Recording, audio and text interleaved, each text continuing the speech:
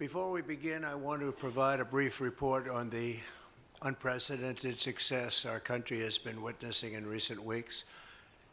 Since even before the election, we've been making extraordinary progress.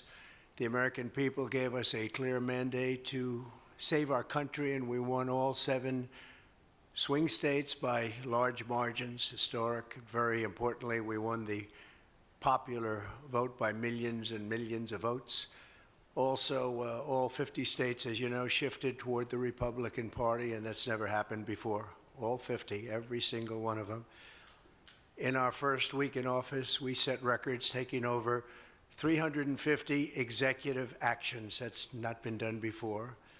And it has reportedly been the single most effective opening week of any presidency in history. And we want to keep it that way. We want to keep it going.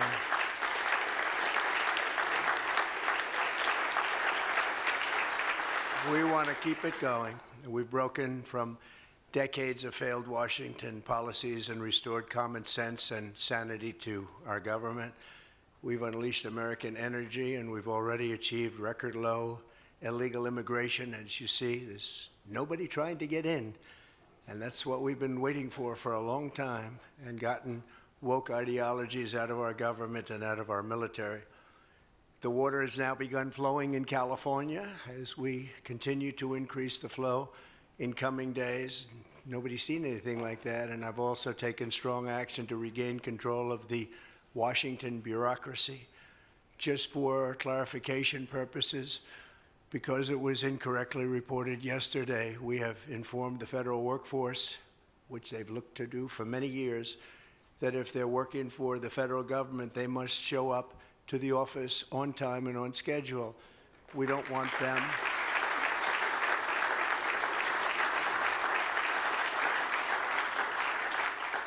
them to work from home because, as everyone knows, most of the time they're not working, they're not very productive, and it's unfair to the millions of people in the United States who are in fact working hard from job sites and not from their home. As federal employees, they must meet a high standard. They're representing our government, they're representing our country.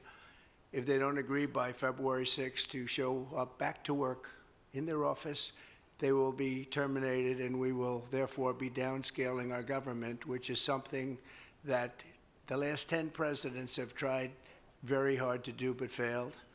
Most of the people we're talking about have not been going to their federal offices in many, many years, from even before COVID.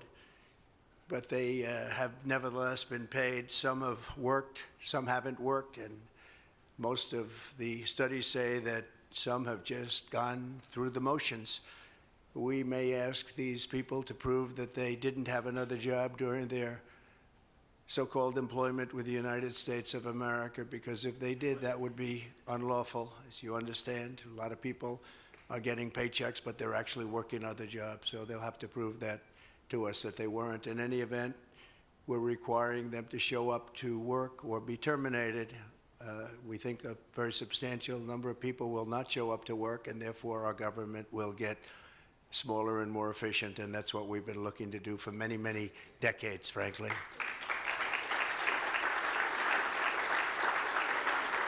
Thank you.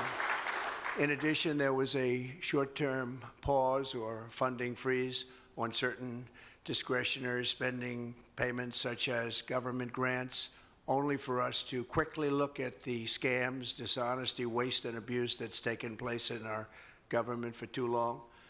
As was explicitly stated, this in no way affected Social Security, Medicare, Medicaid, or other entitlements that Americans depend on. I've made abundantly clear from the very first day that I ran from office. That was a long time ago now. That's 2015. If you think about it, I announced in 2015, and we won in 2016. We did very well in 2020, but we did really well just recently. And I'm restating right now to correct any confusion that the media has purposely and somehow, for whatever reason, created. Social Security, Medicare, Medicaid have not been affected by any action we're taking in any way, shape, or form. We are merely looking at parts of the big bureaucracy where there has been tremendous waste and fraud and abuse. In that process, we identified and stopped $50 million being sent to Gaza to buy condoms for Hamas. 50 million. And you know what's happened to them? They've used them as a method of making bombs. How about that? We stopped an attempt to make an illicit payment for illegal alien resettlement. We canceled $181 million in DEI training contracts. This is just for the training of people in DEI, which has been terminated and completely terminated. And we paused $1.7 billion in unauthorized payments to foreign organizations, including stopping more than $40 million that was on its way out the door to the very corrupt World Health Organization, which has not done its job and not done it properly. We also